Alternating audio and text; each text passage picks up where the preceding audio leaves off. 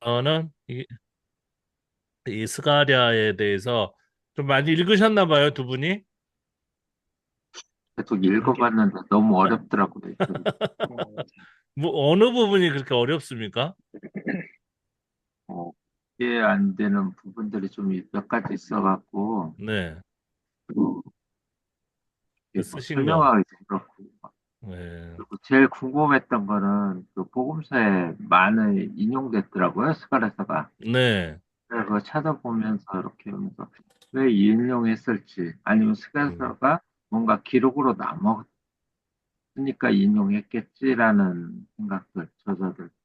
네, 그런 부분들을 또 궁금하기도 하고, 그렇게 되다 보면 저 사실로 기록된 문서가 어딘가 있지 않았을까. 네, 뭐 그런 부분들도 생각해보고 하다 보니까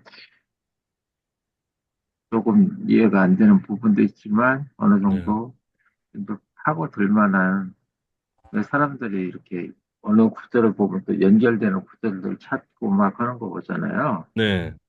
인용됐던 그런 부분들을 했을 때 저도 이제 못 모르고 그런 거 시작해봤죠. 어, 뭐, 아니 그런 생각이 되게 중요한 거죠, 사실은. 예, 지금까지는 그냥 주입식 교육만 받았기 때문에 무슨 맨날 성경 공부도 그 비슷한 내용들이잖아요, 사실은.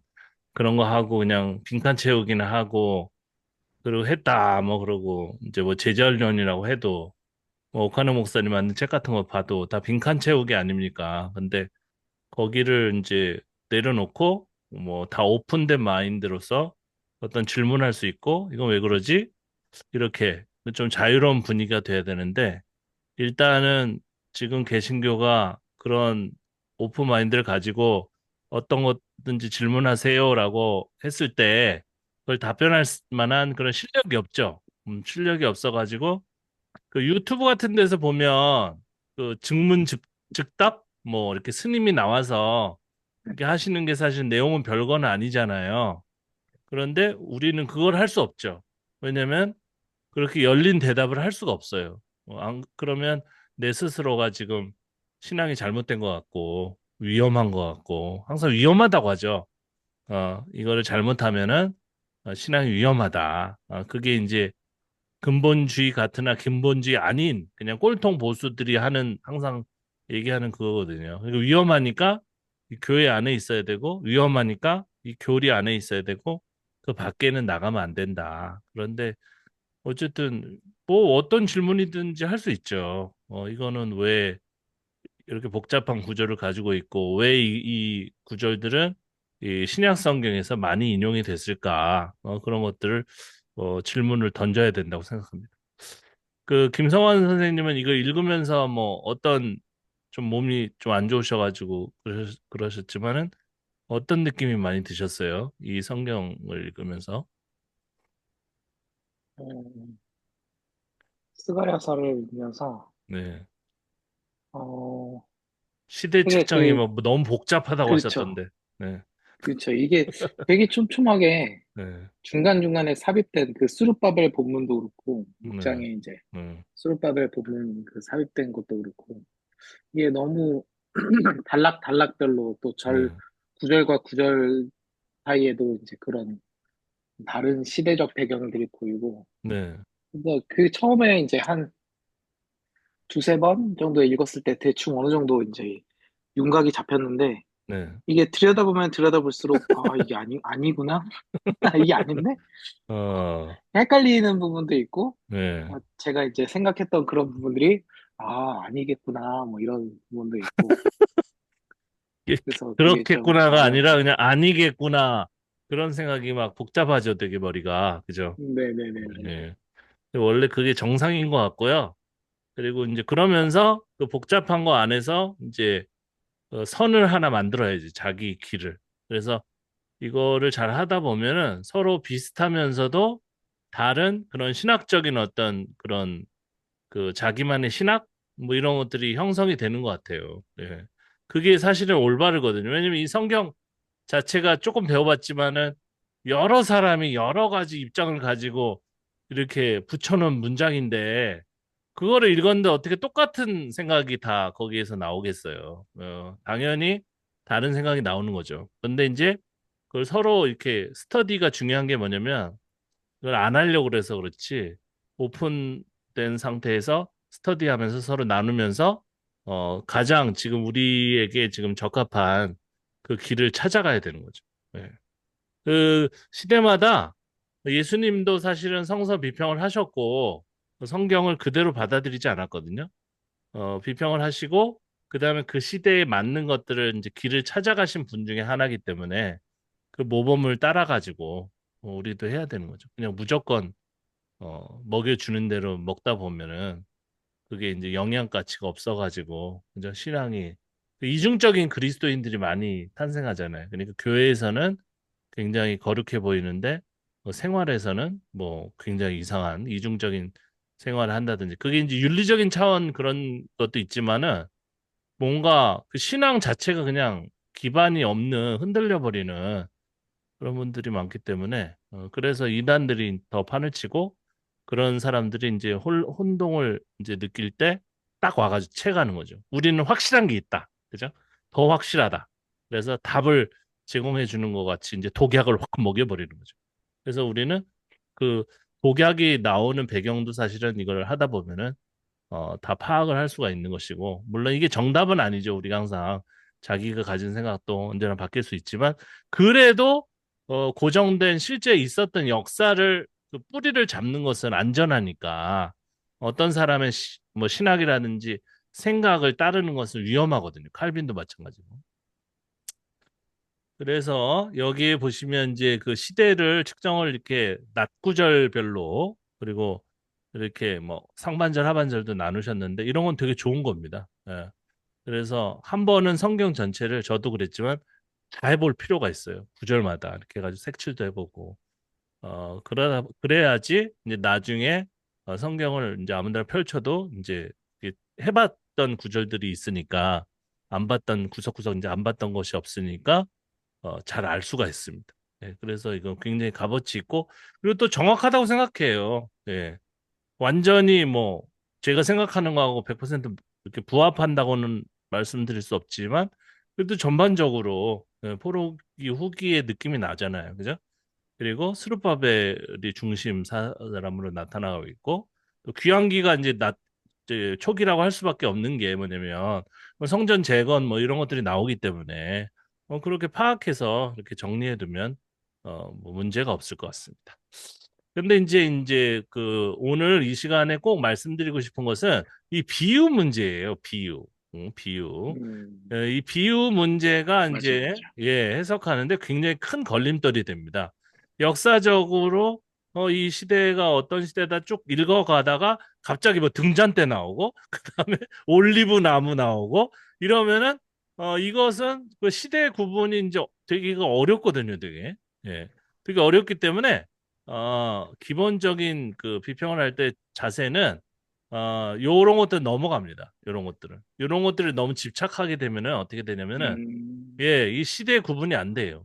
그래서 먼저 다른 작업들을 먼저 시대를 못 박아 놓고 가설이더라도 다 못 박아 놓고 요 구절은 아주 옛날 그 시대부터 뭐 최근까지 헬레니즘이죠. 우리가 얘기하는 최근이라는 것은 로마 시대, 그 그리스 로마 시대 그 전후까지 언제 들어왔을지 모르기 때문에 어, 일단은 이것의 내용 자체가 무엇인지를 알려고 하는 게 아니고 왜 이거를 갖다가 여기다 붙여놨는가? 이게 굉장히 중요합니다. 이 비유 자체가 이렇게 신천지가 그러잖아요. 비유를 풀어준다 이러잖아요. 근데 그것도 자세히 보면은 그 말 자체는 맞아요. 비유를 가르친다. 비유를 알아보다. 그게 아니고 비유를 풀어준다는 거죠. 그러니까 시대에 맞춰가지고 어떤 시대 환경이라든지 그 어떤 시점에서 이게 사용됐다는 거지. 그 비유가 언제 생겼는지는 그알 수도 없고 정말 그것은 정말 불가능한 그런 차원입니다. 그런데 이제 자세히 요 올리브 나무 얘기를 읽어보면은 제가 대충 이제 그림을 그려놨는데 올리브 나무 나오고 그다음에 뭐 중간에 촛대 나오고 그죠?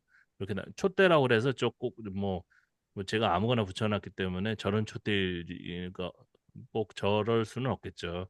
요한계시록 하면 뭐 금초대 뭐 나오고 뭐 그런다고 해가지고 전원초대일 가능성만 있는 것은 아닙니다. 근데 어쨌든 간에 두 개념이 계속 나오죠. 두 사람 뭐 이런 거. 그래서 공교롭게도 귀환기에 한 사람은 정치 지도자로서 수룹바벨이 있고 또 종교 지도자로서 그죠? 율법학자이면서 제사장이라고 그러잖아요. 이것도 이제 뭐 연구할 가치가 있는데 율법학자하고 제사장을 겸했단 말이에요. 그게 원래 이 직분이 한 사람이 같이 감당했는지 아니면 두 계층의 사람들이 그룹의 사람들이 싸우다가 그게 어떤 합의를 이룬 것인지 그건 모르겠지만 어쨌든 이 정치인과 그다음에 종교 지도자가 이렇게 두 개념이 있었단 말이에요. 그래서 그 둘이 같이 있었다라고 하는 것은 전체 이 스가랴서를 읽어보시면 아시겠지만 이 둘의 그 리더십의 그 공생이죠. 그러니까 서로 같이 이렇게 병행하는 거죠. 둘이가 같이 균형을 이루면서 어떤 이 사회를 갖다가 이뤄 나가려고 했던 그 시기가 있었다는 겁니다. 예. 그런데 이 꼭 항상 그런 것만 아니에요. 왜냐하면 스루파벨이 숙청당하고 이 정치 지도자가 중앙 정권 그 제국한테 이제 어, 핍박을 받았기 때문에 그 다음에는 또 에스라가 이렇게 주도권을 잡기도 하고 뭐 이렇게 왔다 갔다 약간 시속 게임처럼 이렇게 하는 모습들이 이제 이 본문에 나오는 것이고요.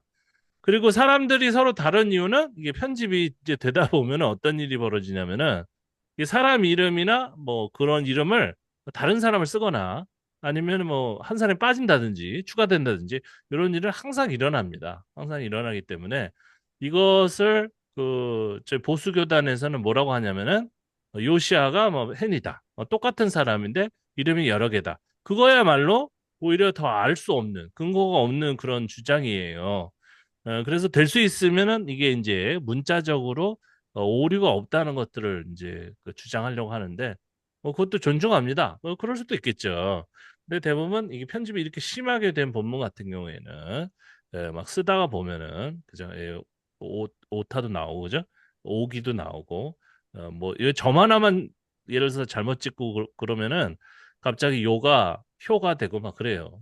그렇기 때문에 이것은 막 우리가 집중해가지고 이게 뭔가 해가지고 여기에 숨긴 뭐 신비로운 어떤 그런 하나님의 메시지가 있을까? 그거야말로 이제 신비주의로 가는 것이죠. 그렇기 때문에 그런 것보다는 지금 두 계층의 어떤 사람, 그죠? 간단히 얘기해서는 두 리더십을 그 대변하는 것이다. 그들을 띄워주려고. 그러면은 중간에 이제 촛대 같은 개념은 뭐 하나님의 임재라든지 뭐 성전의 기구니까 성전이라든지 이렇게 좀 안전하게 좀 온건하게 해석을 하면 되겠습니다. 그럼 우리가 뭐 100점 뭐 우리가 완전히 맞는 답이라고는 할 수는 없지만 그래도 틀릴 가능성이 가장 적은 것을 해석으로 선택하면 될 것 같습니다. 그리고 그 요것도 인용이 왜 이렇게 많이 됐느냐? 이게 인기가 많았기 때문에 그런 거죠. 인기가. 그러면 왜 인기가 많았나? 그것도까지는 한번 생각을 해볼 수가 있습니다. 스가랴서 9장 9절에 시온에 따라 크게 기뻐할지어다. 이게 딸 나오고 기뻐할지어다 그러면 뭐라고 그랬어요? 이게 귀환기 본문입니다. 귀환기 본문이에요. 이제 해방을 얻었으니까. 이게 반복해서 나오지 않습니까? 근데 이 왕이 이제 나귀의 작은 것을 탔다는 거죠. 그렇기 때문에 이 새로운 다윗 후손의 왕을 세울 때는 교만하고 저 막 그 나쁜 왕들처럼 바벨론의 왕처럼 우리를 갖다가 억압하고 그런 왕은 싫다는 거죠, 이제. 그죠? 그래서 왕이 나귀 새끼를 이렇게 타게끔 이제 했다는 것은 뭐냐면은 지금의 주도권은 아직은 백성이 가지고 있는 거죠. 백성. 백성이 가지고 있는 겁니다. 왜냐면 이들은 그 훌륭한 나라에서 정말 선진국에서 교육 받을 거 다 받고 거기 음식 문화 여러 가지 문화 그죠? 건축 문화 뭐 무기 제조 이런 것도 다 아는 사람들이란 말이에요. 그런 사람들이 와가지고 이제 그 우리 교회에 담임 목사가 필요하니까 청빙하자. 그러면 목사는 어떠하게 해야 되느냐? 돈을 밝히면 안 된다. 뭐 이런 조건들이 나오는 거죠. 어디 감히 왕을 세우는데 뭐 나귀를 뭐 탔다는 놈 이런 얘기를 합니까? 그러니까 이들이 원하는 왕의 이미지가 여기 투영됐다 보면 되는 겁니다. 그래서 예수님이 정말로 나귀를 탔을까? 네, 그건 잘 모르겠어요, 저는. 하지만 뭐 예수님이 탔다고 치고 그게 왜 연결이 돼 있느냐? 그러니까 결국은 그 다윗의 후손으로서 스룹바벨을 기대를 했는데 그러니까 공교롭게도 또 스룹바벨이 그렇게 교만했다는 얘기는 없어요. 그래서 그 일반적인 어떤 그런 겸손함 그런 게 있는 것 같습니다. 근데 그런 왕이 있었는데 기대했는데 죽어버렸잖아요. 없어져 버렸잖아요. 그래서 이들이 그 왕에 대한 어떤 그런 염원 그 마음이 아주 부글부글 끓기 시작하는 거죠. 근데 사람을 추구하면 안 되는 거죠. 계속 실패하니까. 그래서 결국 그게 참고 참다가 결국 예수님이 나타나셨을 때 다윗의 자손이고 유다 집하고 그죠? 그러면서 그렇게 그 만들어낸 거죠. 어떻게 보면. 그래서 예수님은 이들이 바라던 그 다시 재건하는 국가 개념의 궁극적인 그죠? 이상적인 왕의 모습으로 나타났다. 그것을 마태복음에서 얘기를 하니까 스가랴서를 알고 있을 거 아니에요. 이 스가랴서는 거의 후대에 이게 만들어진 그 거의 다른 거는 구전이 굉장히 오래전에 돼가지고 쓰이기만 그 포로 후기에 쓰였지만 이거는 딱 보면은 이제 후기에 처음 만들어진 형성된 본문이란 말이에요. 근데 이 사람들이 굉장히 잘 알고 있을 거란 말이에요. 최신판이니까. 그대로 이제 암송하고 있고 이제 잘 알고 있는 본문의 개념을 가지고 있는데 예수님이 그 똑같이 나타나니까 이분들이 흥분하는 거죠. 그래서 대번에 아는 거예요. 보자마자.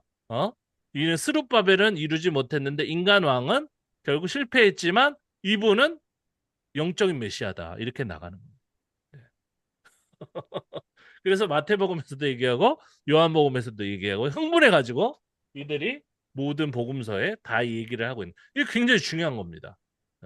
처음에는 이 겸손해서 나귀 정도 타도 만족하는 왕이 스룹바벨이에요. 스가랴서는 그런 왕이 올 거다 이렇게 기대를 했지만 결국은 이 시온에 따라 시온이 들어가면은 조금 이 본문이 강화됐을 가능성이 있습니다. 그러면서 점점 영적인 메시아를 고대하는 데 쓰이는 본문으로 발전했다. 이렇게 보시면 되겠습니다. 스가랴서 12장 10절에 보면 내가 다윗의 집과 예루살렘 주민에게 은총과 간구하는 심령을 부어 주리니 이것도 이제 영 개념, 영신학, 성령신학 와 연결이 됩니다. 그들이 그 찌른바 그를 바라보고 그를 위하여 애통하기를 독자를 위하여 애통하듯 하여 그러니까 이 스룹바벨도 찔렸을 거예요.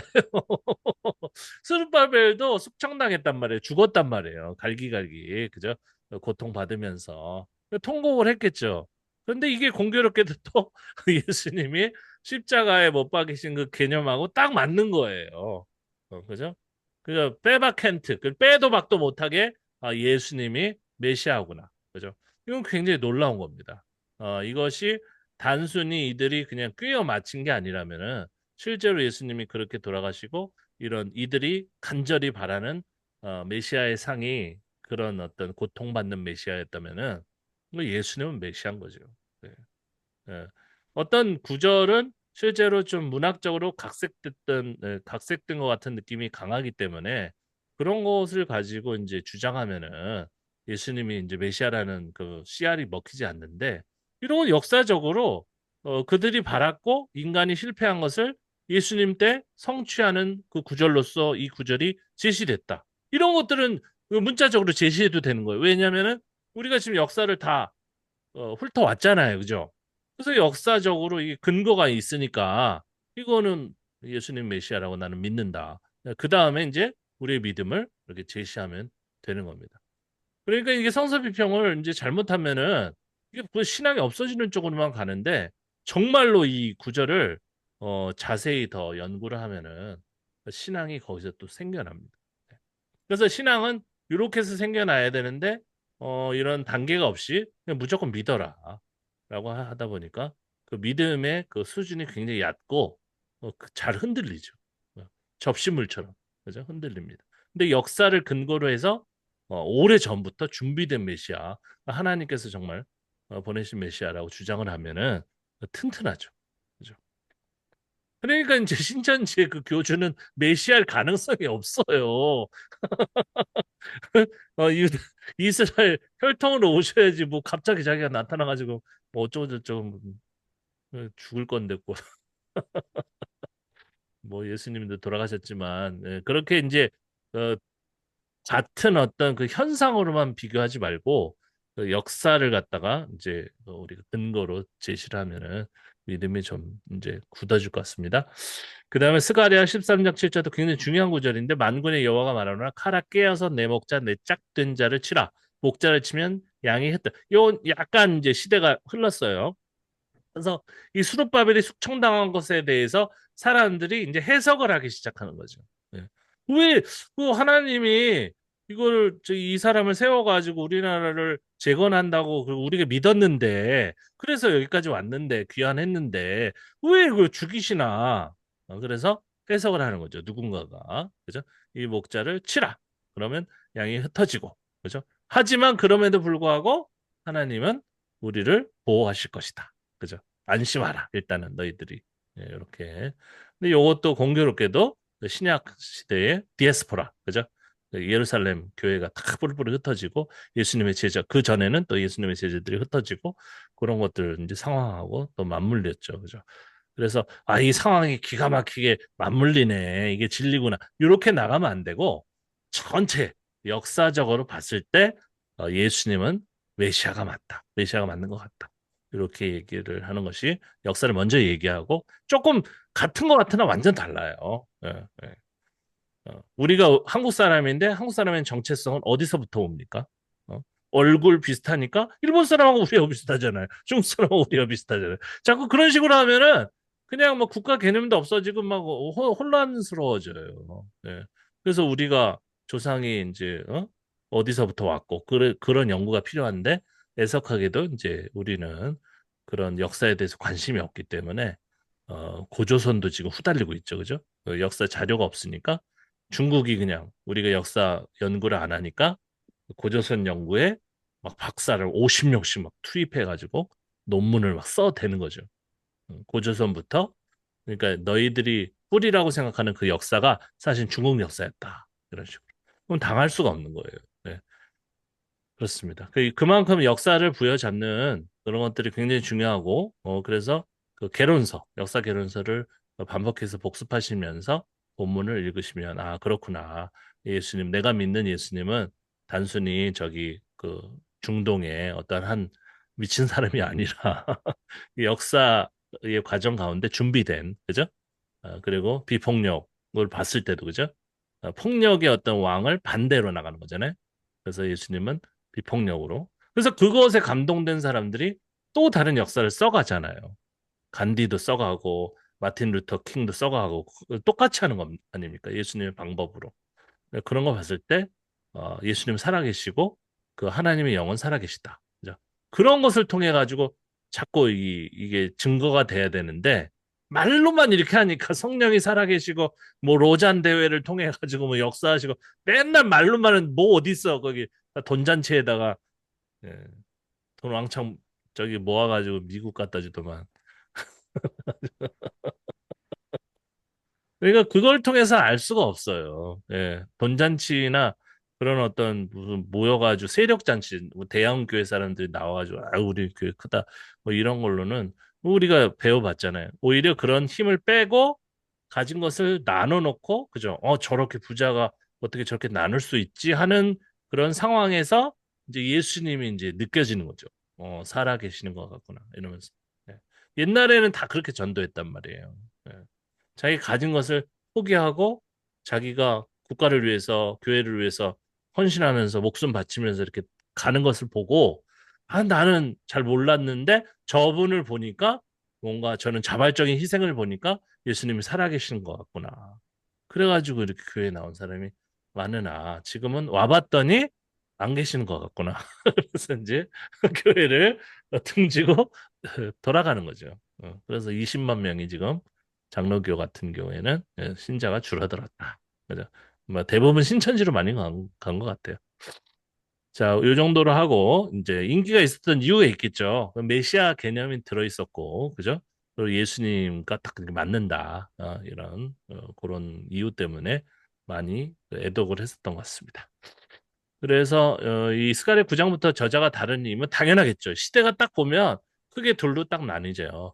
하나는 성전 재건을 해야 되겠다는 것은 이제 귀환기 이제 배경으로 하는 것이고, 하나님 왕국은 왜냐면 이 나라 왕국을 해보려고 했는데 이게 다 결렬된 거잖아요, 그죠? 예. 만약 스룹바벨도 잘 살아있고 제대로 됐으면 야, 하나님 왕국 좀 이제 뭐 얘기하지 않고 이 땅의 왕국 이제 좀 더 얘기했겠죠. 근데 안 된 거죠. 그러다 보니까 딱 봐도 지금 9장 1절부터 8절까지 보면 심판이 바로 나오잖아요. 이제 화가 난 거예요. 이들이 가지고 있던 꿈을 실현할 수 없으니까, 없게 만든 그런 이 세상에 대해서 아주 어, 자기 가진 거 없고 다 잃어버리고 그저 취직도 안 되고 그러면은 이제 악에 바치게 되잖아요. 그냥 다 멸망했으면 좋겠다. 이런 세상의 멸망은 언제 오는가? 뭐 종말론에 집착하게 되고 음모론에 집착하게 되고 그러는 거 아닙니까? 그래서 청년들이 그런 거에 집착하는 이유가 있어요. 왜냐면 앞이 안 보이니까. 그냥 다 망했으면 좋겠다. 나만 망하냐? 내가 다 같이 망하자. 그런 게 나온 것 같고요. 뭐 계속 나오죠. 12장에도 다 멸망하고 그리고 이 메시아가 나타나서 영적인 메시아입니다. 여기는 예, 굉장히 후대예요. 메시아가 나타나서 왜냐면 인간 왕은 없어졌으니까 이미 숙청당해서 이 여호와의 날 심판의 대대적인 심판의 날이 와가지고 다 싹 쓸어버리고 그죠? 이제 하나님이 통치하시는 그런 날을 바라게 되는 겁니다. 그래서 9장 이후에 이런 그 내용을 바라는 분위기가 세상에 있으면 좋지가 않아요. 그러면 이런 걸 볼 때마다 이 세상은 진짜 이제 끝나야 되겠구나 이렇게 생각하는 게 것이 아니라 이 사회에 문제가 많구나. 그걸 어떻게 하면은 우리 개신교인들이 좀 헌신해 가지고 조금 약간 바꿀 수 있을까? 지금 취업 못 하고 있는 학생들 위해서 돈 많은 교회들 좀 장학금도 더 많이 풀어버리 지금 요식행위로 그냥 코스프레 하지 말고 그냥 목사님이 무슨 일주일에 한 몇 시간만 그 뭐 대리 운전 그런 거 하지 말고 그런 건 쇼잖아요, 사실은요. 그런 거 하지 말고 실제로 그렇게 없이 사는 사람을 위해서 큰 교회는 할 수 있잖아요. 그래서 자기 재산을 털어서 그 가난한 사람에서 나눠주라. 그러고 나를 따라라. 이런 것만 다 하면은 왜 교회가 사람이 줄어듭니까? 그 시기마다 해야 될 일들이 있어요. 민주화 시대에는 우리가 이제 교회가 해야 될 일인데 오히려 반대 일을 했죠. 항상 우리 개신교는 거꾸로 나갑니다. 지금도 사실은 해야 되는 일들이 많이 있을 거예요. 그죠? 근데 이제 안 하죠, 지금. 안 하고 그냥 자기 축척 이런 것만 하고 세습을 하지 않는다고 하면서 이제 뒤로 하죠, 뒤로. 그죠? 그러니까 너네 교회하고 우리 교회하고 나눠 먹는 거죠. 그죠? 우리 아들을 우리 교회에 세우면 안 되니까 너네 교회 세우고 돈 얼마 받고 오죠? 얼마 주고 그다음에 너네 자식을 우리 교회 이제 어, 후계자로 삼고 그것도 세습 아닙니까? 그런데 또 돈이 많아. 그래가지고 돈을 쓸데없는 데다 쓰니까 아니면 기독교 방송에 틀면 계속 나와요. 음, 보기도 싫은데 꼴 보기도 싫은데 계속 나와. 예. 그러면서 이런 소리 하잖아요. 세습이 뭐 나쁜 건 아니고 어쨌든. 예. 그러니까 정신이 이제 잘못돼 있다 보니까 하나님의 메시지를 이렇게 전하는 게 아니라 그냥 자기 변호를 계속 하는 거예요.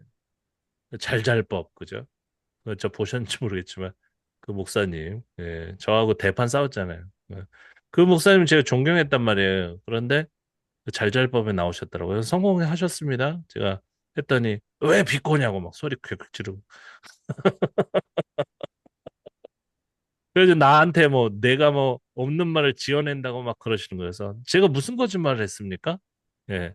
세에서 반대하시다가 그 이제 큰 교회에서 대형 교회에서 돈 그냥 왕창 주면서 후원금 주면서 설교해 달라고 하니까 거기 그냥 좋아가지고 그냥 버선발로 뛰어가가지고 설교하고 설교 때도 제가 들었어요. 무슨 좀 충격적인 얘기를 해서 이분들 정신 차리게 할래나 그랬더니 무슨 헛소리라고 여러분들이 이 한국을 대표하는 교회인 거 아시죠? 아부 떨고 있고 거기서 이 쓰레기네.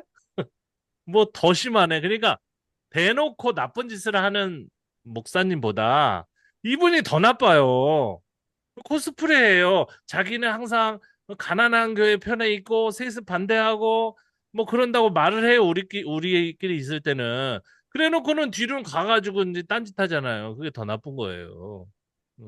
그럼 뭡니까 그게 박쥐? 코로나. 박쥐 때문에 코로나 생겼는데. 그래서 저는 비판 안 하겠다. 나는 그분하고 뭐 싸운 것도 아니에요. 그래가지고 뭐 예? 그래서 뭐 잘 사세요. 잘 먹고 잘 사세요. 그게 그렇게 좋으면 그러나 뭐 개혁자라는 둥, 뭐 자기가 교회의 지금 문제를 갖다가 심각하게 생각한다는 둥 그런 이상한 소리만 하지 말고 그 잘잘법에 나와서 하는 말도 얼마나 가관입니까?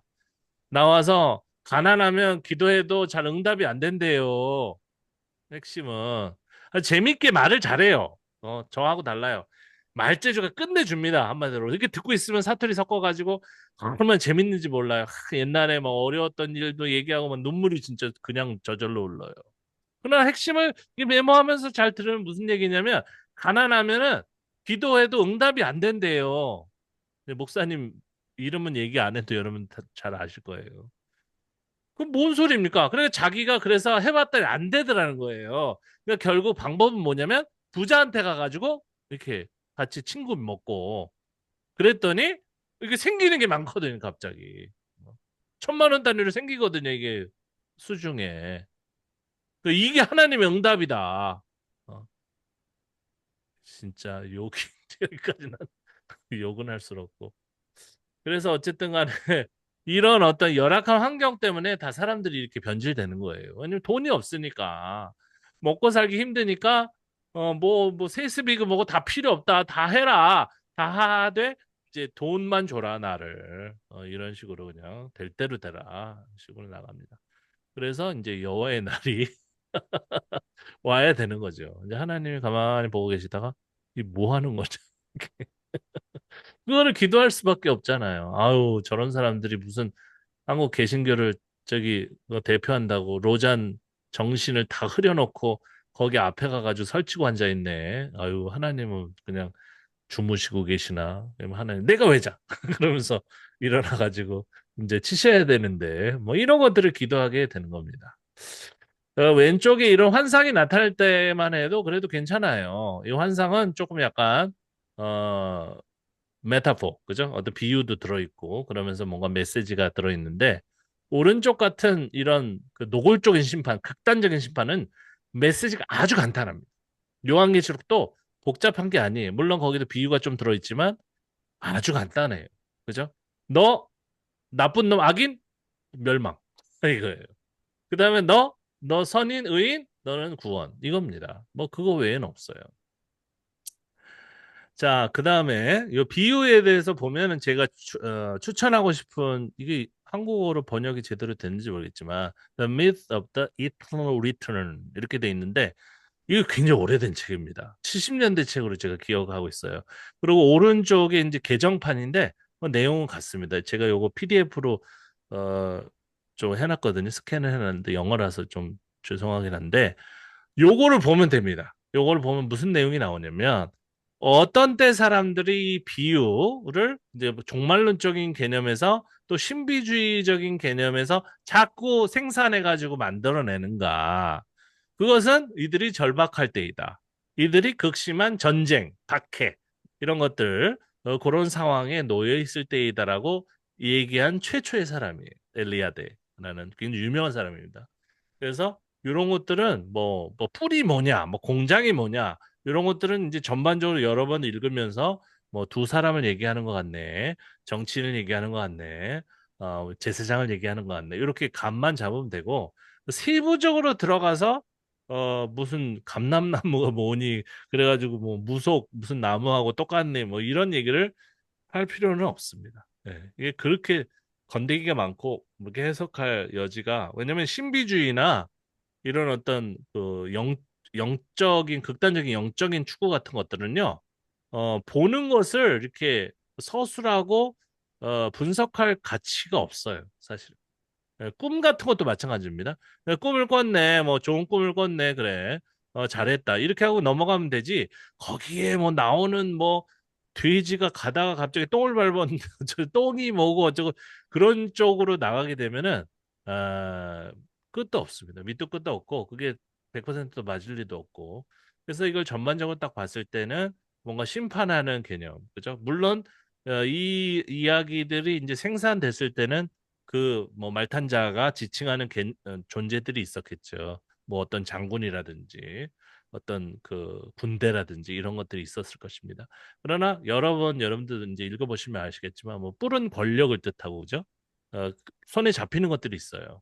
그런 것만 비평은 이제 그런 어떤 문학적인 어떤 깊은 분석까지는 들어가지는 않습니다. 이런 것들 정말 더 깊이 하고 싶다. 그러면 이제 문학 비평은 아니고요. 문학 분석으로 들어가서 하면 되는데 저도 해봤어요. 해봤는데 그래서 뭐 감람나무 해가지고 성경에 나오는 감람나무를 찾아가지고 역사 비평을 위해서 분석하는 게 아니라 저희가 저번에 해봤던 것처럼 문학 비평을 위해 가지고 이렇게 같이 모아놓으면은 그렇게 많지가 않습니다. 네. 그렇게 문헌 자체가 많지가 않아요. 그래서 비교하기가 굉장히 어렵다. 그래서 결국은 이 문학 분석을 하시는 분은 이제 자기 상상력을 더해가지고 이렇게 소설을 이제 집필하게 집필하게 되시는 거예요. 그렇게 하느니 역사를 머릿속에 컨셉을 잘 가지고 있으면서 그걸 여러 번 읽어가지고 아 요거는 반복적으로 누구를 지칭하는 것 같다. 요 정도로만 정리를 해 놓으시면 어떨까 합니다. 그래서 요 목록들을 이제 보시면 아까 언급을 했는데요. 뭐 귀환기고 포로호기고 뭐 헬레니즘까지 가는 구절들이 좀 있는 것 같다. 요런 바운더리 안에서 상대적으로 봤을 때는 후대 쪽으로 좀 쏠려 있는 그런 본문이다. 이렇게 보면 되시고요. 요 중에서 이제 몇 가지만 보면 그 대제사장 여호수아가 나오잖아요. 근데 내용이 여호수아가 어떤 완전한 어떤 예복을 입고 완전히 세팅이 된 상태로 나타나는 게 아니에요. 그래서 아마도 레위기를 갖다가 완전히 집대성하기 직전에 귀환기에 이런 제사장의 어떤 그 의복이라든지 어떤 자세라든지 이런 것들을 형성해 나가는 과정 가운데서 요 3장 1절부터 10절 요 전후의 본문이 형성된 것 같습니다. 이런 건 재밌죠, 되게. 제사장인데 뭔가 부족해요. 막 더러워 보이고 막 이런 얘기가 나오잖아요. 그래서 뭔가 부족함을 느끼고 그것을 제대로 세팅을 하려고 하는 그런 이야기처럼 보입니다. 그리고 날아가는 두루마리 나오잖아요. 이 두루마리는 이제 문헌화를 대부분 이 얘기를 합니다. 구약 성경에서는. 근데 이게 날아간다고 했단 말이에요. 그래서 약간은 뭔가 신비주의적인 그러니까 문헌으로 고정되기 전에 일단은 뭐 그 J 뭐 그런 문서 했을 때 이 문서가 그렇거든요. 오경 안에서는 뭐 J는 그 야베스트 문서라고 하고 뭐 또 어려운 말은 이게 필요 없는데 이 문서가 뭐냐면 엘로힘 문서, 엘로히스트 문서인데 이분들은 이런 신비로운 걸 굉장히 좋아해요. 예. 그게 이제 여전히 남아 있는 거죠. 남아 있는 가운데 이제 문헌화가 이제 시작되고 문헌화가 완전히 끝나버리면 이런 얘기는 하면 안 됩니다. 예. 내가 어저께 환상을 봤는데 내가 필사하던 성경 글자들이 하늘을 날아다니는 거야. 그래가지고 내가 이걸 요한계시록까지 다 한번 필사를 하면은 하나님이 큰 복을 주실 것 같아. 이런 얘기를 하면은 권사님, 오 신기하네 이러지만은 좀 제대로 된 장로교 목사님은 이상한데요. 이상한 것 같은데 어? 뭐 기도원 갔다 오셨어요? 뭐 이러면서 별로 탐탁치 않게 생각하죠. 그죠? 그렇지만 재미있다. 그죠? 날아가는 두루마리. 두루마리에 어떤 능력이 있다고 생각한 거예요. 그러니까 이거 왜 써요? 그러니까 여기에 능력이 있어가지고 이걸 쓰면은 어떤 일이 일어나요? 이렇게 기대하는 사람도 있었겠죠. 그래서 요거를 다 집필을 하면은 성경을 집대성하면은 우리 국가가 이제 다시 독립하나 여러 가지 기대들을 했었던 것 같습니다. 그리고 밑에 보면 여호수아를 위한 면류관이라고 그랬었어요. 면류관은 원래 왕이 써야 되는 겁니다. 그런데 제사장이 약간은 좀 권력을 좀 크게 해가지고 이런 정치 권력화가 이제 하려고 했던 그런 분위기가 느껴지는 그 부분입니다. 그 다음에 이제 열방에 대한 심판, 그 밑에 화살표 그 부분만 보면 바벨론 패망식이라고 보는 사람도 있어요. 바벨론이 패망하면서 사실은 이제 이 심판이 이제 요 본문이 형성됐다라고 볼 수도 있는데 그걸 전반적으로 읽어보면은 사실은 우주 심판으로 갑니다. 예, 전부 다 없애버리는 거예요.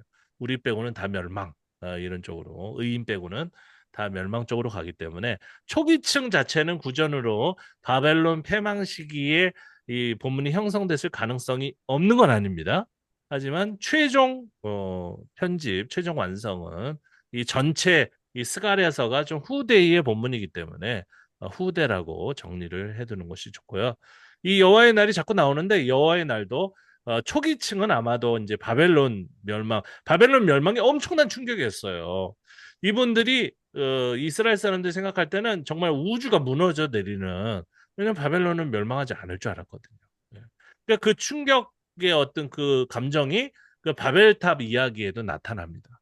그러니까 이들이 막 엄청나게 쌓아 올리니까 갑자기 위에서부터 이제 무너지고 그러니까 엄청난 충격을 받아 혼란이 왔다고 그랬잖아요.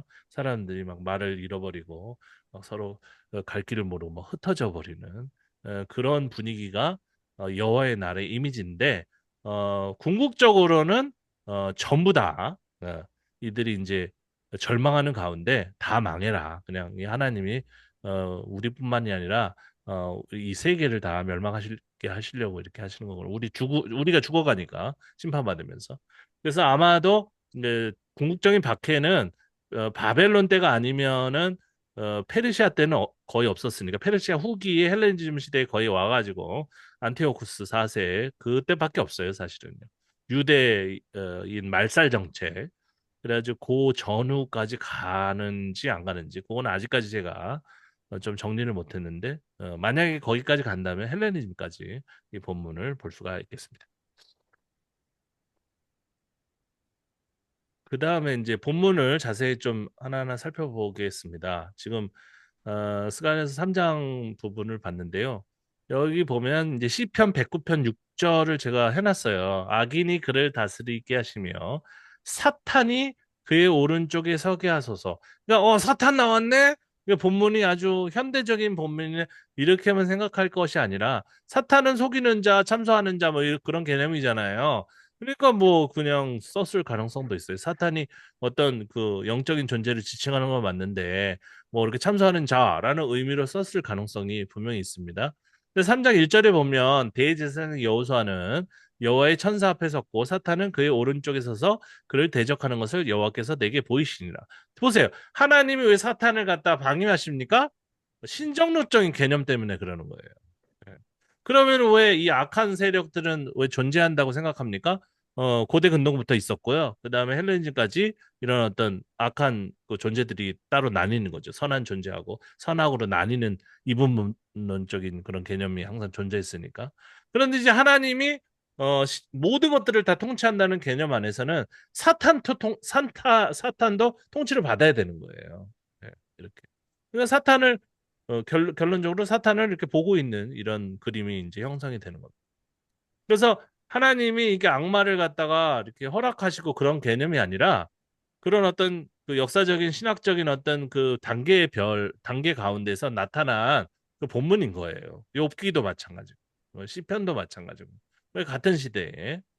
그래놓고 3장 2절에 보면 여호와께서 사탄에게 이르시되 사탄아 여호와께서 너를 청명하노라. 너 왜 그래? 어? 굉장히 친근하죠. 너 왜 잘못하고 있어? 예루살렘을 택한 여호와께서 너를 책망하노라. 이 나쁜 놈아. 그러니까 이게 뭐냐면 그런 악한 개념들도 악인들도 하나님께서 다 이렇게 계획하시고 다스리시고 계시다는 거예요. 여기에도 이제 문제가 하나가 있죠. 그럼 하나님이 그러면 어떤 살인범을 갖다가 그냥 방임하셨기 때문에 그 살인범이 어린아이를 죽였는데 하나님도 죄인인가? 이런 질문이 제기될 수 있겠죠. 그래서 요거를 현대의 설교로 만들어 가지고 쓰면은 저는 안 된다고 생각합니다. 요거는 그 시대에 있었던 거예요. 그러니까 하나님이 대빵이다. 하나님이 최고 궁극적인 권력자라는 것을 얘기하기 위한 본문이지. 정말로 하나님이 어, 허락하는 가운데 사탄이 그런 죄를 짓는다. 이런 식으로 그 논리를 전개하면 안 됩니다. 아시겠죠? 사탄이 그의 오른쪽에 서게 하소서. 악인을 그를 다스리게 하시며 하나님이 그렇게 한 거 아니야? 그래서 이 본문은 잘 다루어야 되는 거예요. 역사를 모르면은 이제 엉뚱한 해석이 나오기 때문에 정말 하나님이 그렇게 하신 거예요? 누군가 질문했는데 그렇지 하나님은 다 섭리하시니까 그래가지고 거기에 열받아가지고 교회를 뛰쳐나온 교수님이 있어요. 저쪽에 저 만났었어요. 그렇게 대답을 하더래요. 너무 충격받아가지고. 그럼 하나님은 악마구나. 그걸 하다못해 자기 모르면 이런 역사적인 배경에서 이런 본문이 나타난 겁니다. 라고까지라도 설명을 해주면 좋을 거 아니에요. 음. 근데 하나님은 사실은 이렇게 일부러 이렇게 우리가 힘들게 하려고 그렇게 하는 분은 아닙니다. 이렇게 우리가 지금 인식할 수 있는 차원 안에서 하다못해 하나님은 우리 편, 악마는 저기 사탄 편 이렇게 하는 게 오히려 낫잖아요. 근데 귀인이 어설프게 뭐 신정론 어쩌고저쩌고 하면서 하나님이 다 다스린다 뭐 이상한 소리 하면서 이제 헷갈리게 만들면 안 된다. 아까 제사장 얘기는 했으니까 좀 넘어가겠습니다. 그다음에 이제 죄 용서가 여기 나오는데요. 죄 용서는 이제 전적인 신적인 작업. 그러니까 신정론이 이제 팽배하니까 개인적인 참회 같은 것들이 없어져 버려요. 그게 중요하지 않아요. 그러니까 복음주의 안에서 복음이라고 하는 우리가 정의한 복음이죠. 그 안에서 이제 그 나타나는 그런 내용들이 사실 구약부터 있었던 겁니다. 예. 왜냐하면 이들이 박해받고 이제 막 힘들고 뭐 그냥 죽어 넘어가는 이제 시기가 곧 오는데 그 전에 나타나는 본문이라고 할지라도 이미 이제 최종적으로 또 편집되고 또 수정되고 그랬을 거기 때문에 죄 용서는 우리가 회개한다고 되는 게 아니에요. 이 구약의 성경에서는. 하나님이 구원하시고 용서를 하셔야 되는 겁니다. 그러면 그것만 얘기하면 돼요, 안 돼요? 안 되잖아요. 그죠? 저 사람한테 회개할 용서할 필요 없어요. 당신이 기도할 필요도 없어요. 하나님은 이미 당신의 과거의 죄와 현재의 죄와 미래의 죄까지 다 용서하셨어요. 성경에 나와요. 이러면 뒤집어지는 사람 많잖아요. 그죠? 예. 요것도 한 시대에 등장한 어쩔 수 없이 예, 사람들이 회개할 시간이 없단 말이에요. 그러니까 빨리 구원받아야 되는데 어떻게 됩니까? 나는 착한 일을 한 게 없는데 아니 착한 일이 필요한 게 아니야. 그죠? 믿음으로 받는 거야. 어. 신약에도 똑같이 나오죠. 예수님 우편의 강도도 마찬가지. 예수님이 그냥 의지를 가지고 계시면 구원받는 거예요. 그냥. 그럼 지금 현대인이 볼 때는 이상하다. 나도 죄 짓고 회개하면은 뭐 하나님이 용서하시면은 그죠 천국 가겠네. 하나님이 뭐 용서 안 하면 그냥 꽝이고 그냥 50대 50이네. 그럴 바에 나는 마음대로 살 거야. 그렇게 되는 겁니다. 그러니까 시대와 뭐 적용할 대상을 막 혼동하면은 엉망진창이 되는데 왜 이 교리를 만들 때는 그냥 아무데나 이제 갖다가 해가지고 멋있게만 이제 표현을 해가지고 하나님은 모든 것들을 다 통치하신다. 사탄까지도 그 발 아래 있다. 뭐 이렇게만 말하면 답니까? 뭐 그렇게 생각하고 그런 교리를 가르치고 설교했을 때 나타나는 부작용은 왜 생각을 안 하는 거예요? 당신 가서 당신 잘못한 사람한테 회개하세요. 그런 구절도 있잖아요. 먼저 용서를 빌라. 교회 오기 전에. 그건 시대가 급박한 시대에 형성된 본문이 아니란 말이에요. 사람이라면 가가지고 미안하다고 하고 해야지. 어디를 먼저 하나님께 와. 그러면 당신의 기도는 듣지도 않아. 그런가요? 죄송합니다. 그 사람한테 가가지고 잘못을 빌고 용서받고 그죠? 그 다음에 와라. 이게 정상이잖아요. 하필 이런 본문 갖다가 이렇게 해가지고 하나님이 정결한 관을 씌우시면 끝나는 겁니다. 할렐루야. 우리가 아무리 더럽다고 할지라도 우린 더러운 옷을 입고 서 있다고 할지라도 하나님이 입히시면 우리는 얼마나 은혜로워요. 우리는 아무것도 안 해도 되니까. 예. 근데 시대가 아니다. 뭐 은혜가 오잖아요. 그죠? 우리는 하기 싫으니까 뭐 게으르잖아요. 우리는 아무것도 안 하고 그냥. 속죄 이후 또 바로 사역을 이제 하게 하십니다. 소명도 줘요. 이것도 이제 구약 성경에 나오는 겁니다. 먼저 옷을 입히고 이제 씻긴 다음에 다스려라. 이렇게 하는 거죠. 여기도 어떤 문제가 있습니까? 그래서 막 살인하고 돌아다니고 박해하던 사울 같은 사람이 갑자기 사도래. 그럼 사람들이 받아들이겠습니까? 이상하니까 자꾸 욕한 거예요. 쟤는 이상하다. 제가 무슨 사도야. 그랬더니 나는 하나님으로부터 예수님으로부터 사도로 부름을 받은 자이고 그러면 그건 네만 알지. 우리가 어떻게 알아? 너는 어제까지 우리를 죽이려고 쫓아다녔잖아. 어? 그들이 내가 사도라고 아니할지라도 나는 사도가 맞고 그죠? 그 인정을 못 받으니까 열심히 한 거예요. 열심히. 죽을 죽을 힘을 다해가지고 열심히 한 겁니다. 열심히. 그죠? 성격도 안 좋으신 분이 돌아다니는 거예요, 계속. 근데 베드로는 얼마나 인품이 훌륭합니까? 그런 사람 그냥 자기가 사도라니까 받아주고, 또 사역도 맡기고, 음. 이게 지금 더러운 여호수아처럼 그렇게 한 거잖아요. 하나님께서 용서하셨구나. 그러면은 이방인을 위해서 복음을 전해라. 여기는 안 되겠다. 유대인을 위해서 사역은 안 되겠다. 왜냐면은 그들의 형제 자매 네가 죽였잖아. 네, 그러니까 안 되는 거죠. 그래서 순식간에 제거되는 죄악 이런 것들은 굉장히 종말론적인 긴박감 가운데서 나타난 본문이다. 그렇게 보면은 이 본문 성경은 조금 후대적인 개념이죠. 최소한으로 잡아도 바벨론 패망 귀환 이후에 나타난 본문이다라고 밖에 볼 수가 없습니다. 두루마리 말씀을 드렸고, 그 다음에 율법의 힘이 역동적이다. 또 신비롭다. 그리고 율법 자체가 심판한다. 요것이 이제 발전해서, 그 다음에는 율법을 기준으로 해서 심판하는. 누가 뭐라고 해도 필요가 없어져요. 그 다음에는. 율법만이 이제 남는 그런 단계로 가게 되겠습니다. 그리고 악과선의 극한 구분은 이제 헬레니즘 시대라고 저는 써놨는데요. 사실은 이 그리스 문화가 굉장히 오래된 겁니다. 그래서 플라톤으로 이제 정립이 돼가지고 이분법이 확 드러났지만 그 전에도 있었기 때문에 잘 살펴봐야 되는데요. 에바라는 이런 도량 단위로 22리터를 이렇게 잴 수 있는, 담을 수 있는 그런 도량형인데 이런 것들을 얘기하면서 굉장히 신비로운 얘기를, 재밌는 이야기를 이렇게 하고 있는데요. 근데 이것도 자세히 이제 전반적으로 읽어야 된다고 그랬죠. 이런 비유는. 읽었을 때 좀 법궤하고 비슷하다. 에바를 갖다 놓고, 그죠? 뭔가 이제 신성한 어떤 그런 개념으로 사용하기 때문에, 그래서 조금 약간, 법궤를 갖다가 만들기 전에, 저는 법궤를, 이 귀환기 전후에, 만들었다고 생각합니다. 이거를. 그게 이제 전선은 있었을 거예요. 근데 그 레위기에 나오는 그 오경에 나오는 그런 법계의 어떤 모델 그런 것들은 굉장히 페르시아적이에요. 그래서 거기서 영향을 받아가지고 요거는 이제 정립을 하게 되는데 요거의 원형이 아닐까. 이 에바 이야기가 그렇게 생각 아주 재밌어요.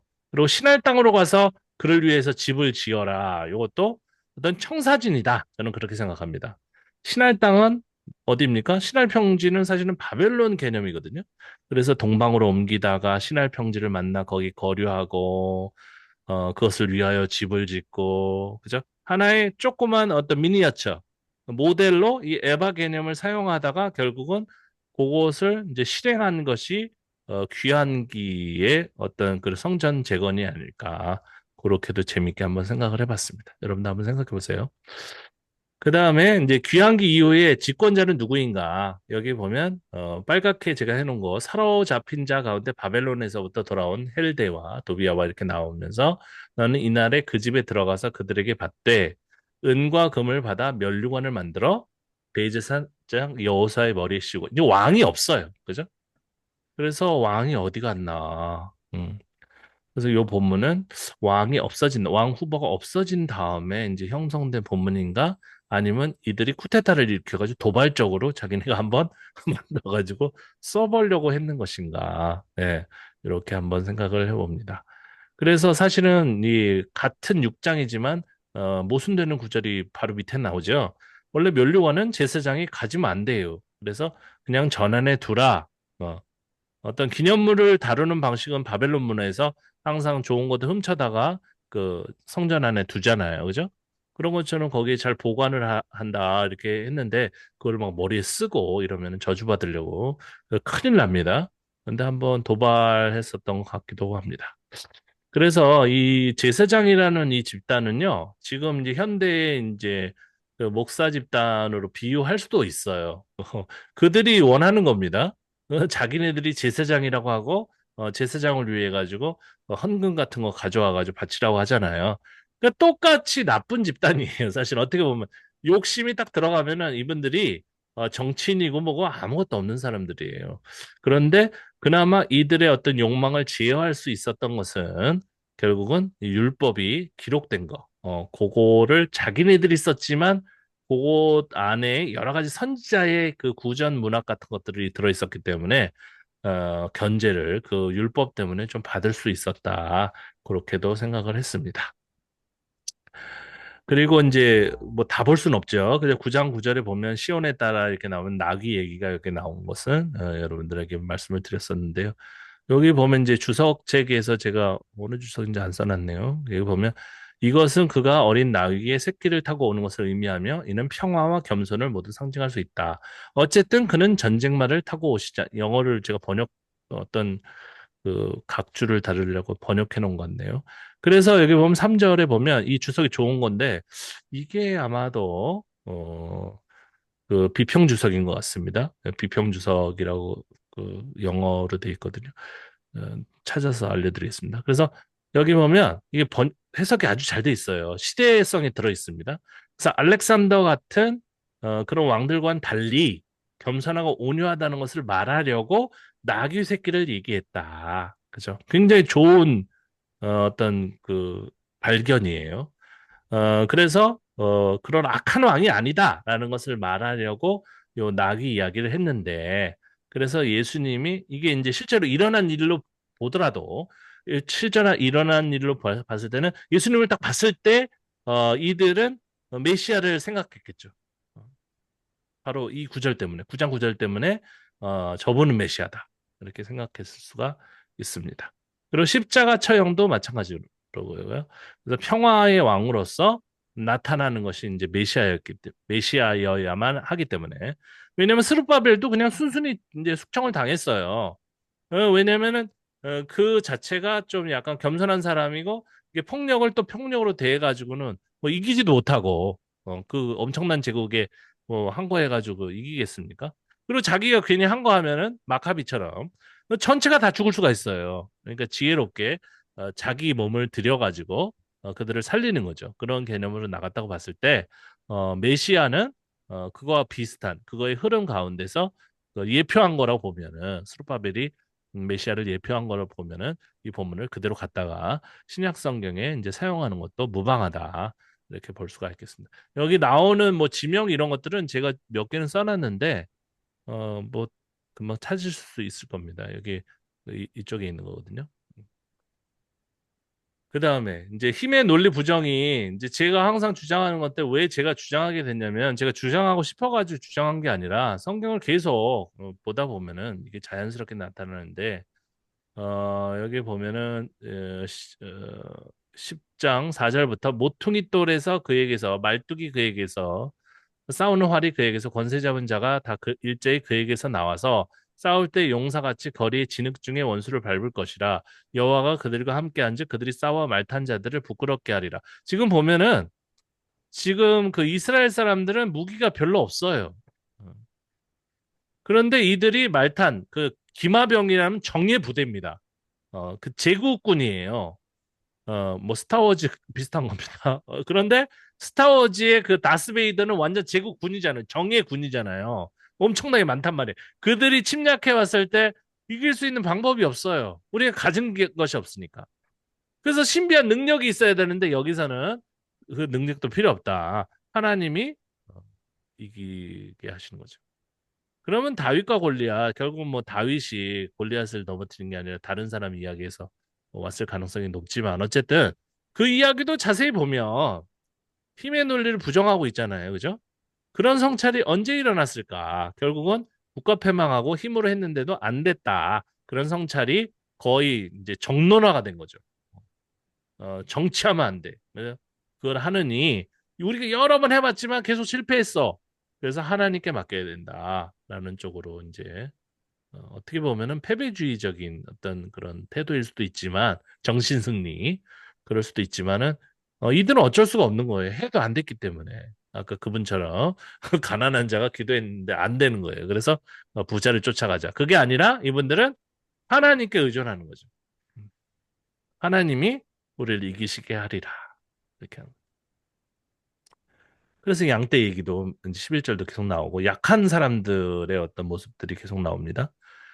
그래서 그 이유는 이제 리더십은 죽었고 이제 하나님께서 그 리더십을 그냥 가만히 놔뒀다는 또 해석도 나타나게 돼요. 왜냐면 가만히 왜 놔뒀냐? 힘을 원하지 않기 때문에 하나님이 힘을 응집하고 돈을 응집하는 것을 원치 않으시기 때문에 그것을 흩어버린 것이다. 그냥 가만히 두신 것이다. 엄청나게 신정론적인 해석입니다. 하지만 그럼에도 불구하고 하나님은 다 책임지신다. 심판하시든 은총을 내리시든 언약을 어쨌든 지키실 것이다. 이런 쪽으로 이제 그 구절들이 나가는 겁니다. 그래서 지금 보이지 않는다. 이제 하나님의 계획은 그러나 계속 유지되고 있다. 이런 어떤 것이 이제 예수님을 만나면서 확 터져버리는 거죠. 그 다음에 여기 이제 영혼의 창조자가 나오는데 이것은 이 영적인 개념은 뭐 오래됐죠. 그러나 사람 안에 심령을 지으신 지, 요거는 호로후기적인 표현입니다. 창조. 창세기 보세요. 하나님께서 영을 갖다가 불어넣으시니 사람이 생명이 되는 거예요. 그죠? 어. 그것의 원래 원로는 에스겔서와 그 다음에 뭡니까? 예레미야, 그죠? 그때 시대에 이게 이제 처음 시작된 것인데 결국 이제 하나님께서 영으로 쫓아다니시고 우리를 마음을 새롭게 하시고 불어넣으시고 죽은 뼈도 살게 하시고 그죠? 주로 에스겔이 많이 나오죠. 그래서 이제 영혼의 창조제 것도 굉장히 후대적인 것이다 이렇게 알 수가 있고 그 다음에 이제 그날에는 내가 예루살렘을 모든 민족에게 무거운 돌이 되게 하시고 모든 자는 크게 상할 것이고 천하 만국이 그것을 치려고 모이리라. 이것이 바벨론을 갖다가 멸망시킬 것이냐 아니면 이스라엘이 망할 때의 본문인가 아니면은 페르시아의 멸망을 내다보고 지금 스룹바벨 죽여가지고 열받아가지고 얘기하는 것인가 한번 여러분들이 생각해 보시면 좋을 것 같습니다. 근데 이 낮 구절만 생각하지 마시고 이 앞뒤를 이제 상황을 여러 번 읽으면서 이렇게 추정하시면 됩니다. 어쨌든 이 백성은 계속 연단받는 백성이라는 개념이 여기 나오고요. 그 다음에 이제 하나님 숭배를 갖다가 모든 인간이 다 하게 되는 것들이 이들이 이제 가지고 있었던 이상향이었어요. 그래서 14장의 개념이 어떻게 보면은 먼저 쓰여졌을 가능성이 있습니다. 그냥 스룹바벨 세우시고 하나님이 성전 중심으로 우리 국가 회복하시고 그러면은 모든 그 백성이 페르시아를 앙망하는 것처럼 국가의 사람들이 우리 예루살렘에 몰려와 가지고 너네 하나님 누구시여 이렇게 훌륭한 나라를 만드시고 우리도 하나님 믿을래 이게 이제 제 3 이사였었거든요. 근데 그게 이제 제대로 안 됐기 때문에 이 14장의 그 개념은 좀 이전의 개념이고 두루마리 어떤 기록되다 보니까 저 귀퉁이에 어떤 있었던 그 안쪽에 있었던 개념이고 그다음에 저 끝으로 이제 반대쪽으로 가면서 이제 기록된 것은 결국은 이제 악에 받쳐 가지고 다 멸망할 것이다. 그런 내용으로도 간 것 같기도 합니다. 그래서 어쨌든 이 성전에 자꾸 우상 배치가 있다는 것은 아무리 생각해도 이제 헬레니즘 시대에 안티오코스 4세에 성전에 갔다가 자기 우상을 세워놨거든요. 그 사람이 처음으로 한 겁니다. 그게 처음으로. 그랬기 때문에 이들이 이제 법궤를 가지고 뭐 자기네 뭐 신전에 갔다가 이렇게 놨는데 그 신상이 막 목이 잘리고 이런 개념은 사실 있을 수 없는 있을 수 없는 이야기인데 원래는 최초로 이제 이런 어떤 성전에 뭐를 이제 갖다 놓는다는 개념은 일반적으로 알려져 있기를 그 헬레니즘 시대의 그 어떤 유대인 말살 정책 전후에 나타난 개념으로 보기 때문에 시대가 이런 것만 보면은 굉장히 시대가 이 성경이 완성된 것이 아주 후대가 아닌가 그런 생각도 이제 하게 되는 것입니다. 그래서 대충 좀 내용들이 많아가지고 그냥 대충만 살펴봐도 좀 머리가 복잡해질 수도 있는데요.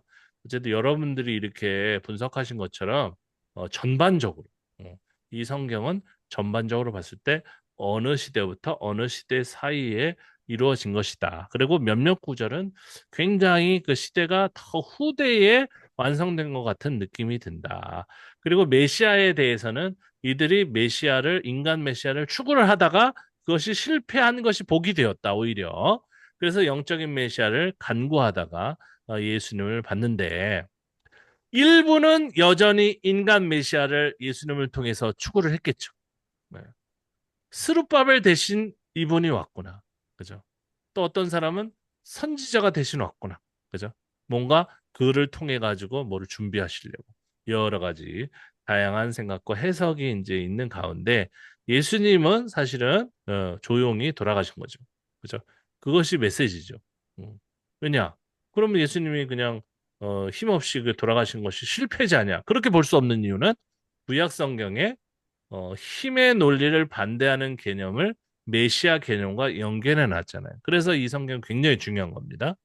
그래서 찢기고 울부짖고 뭐 사라지고 숙청을 당해도 그것이 메시아의 이론의 핵심 토대이기 때문에 예수님이 그걸 그대로 따라가지고 돌아가셨기 때문에 당신이 믿지 않아도 예수님이 메시아일 가능성이 굉장히 높다. 이렇게 성경을 비로소 성경으로 해석해서 증명하면 되지 않을까 이렇게 생각을 합니다.